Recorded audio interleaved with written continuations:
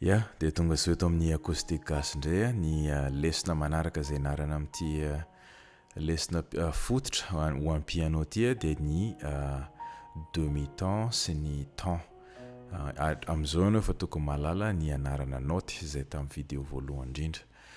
Ny antony tsara lalàna ny demi-temps sy ny temps dia manampy amin'ny fanamboarana accord le izy, manampy amin'ny gamme majeure, manampy amin'ny gamme mineure, dia manampy amin'ny fanamboarana accord, manampy amin'ny rehetrarehetra zany tena anisan'ny base tokony ho fantatra zany le izy. Alors tonga dia tomboka.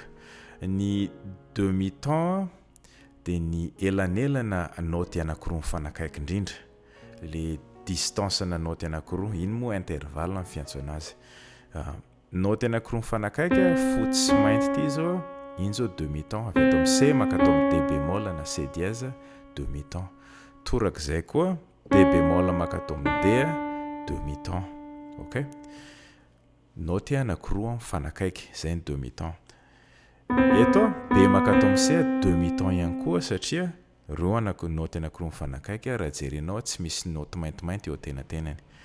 Torak'izay ihany koa F E makany amin'ny F, demi-temps satria tsy misy note maintimainty eo tenatenany. Raha makany amin'ny demi-temps ihany koa, demi-temps, demi-temps, demi-temps. OK? Zay. Dia ny temps dia demi-temps anankiroa. Ohatra hoe miverina amin'ilay C teto antsika, C makatao amin'ny D zao un temps satria demi-temps avy ato, demi-temps faharoa avy ato. OK? C makatao amin'ny D, temps. D makatao amin'ny E, temps. E makatao amin'ny F araka ny tenintsika teo, demi-temps. Fa E makatao amin'ny F dièse na G bémol moa fiantson'ilay izy eto fa F dièse izy ity, iny zao temps. OK? Torak'izay koa dia E bémol makany amin'ny F, temps. Dia raha makany amin'ny note maintimainty D bémol makatao amin'ny E bémol, temps. G bémol makatao amin'ny A bémol, temps, temps, temps, temps. OK?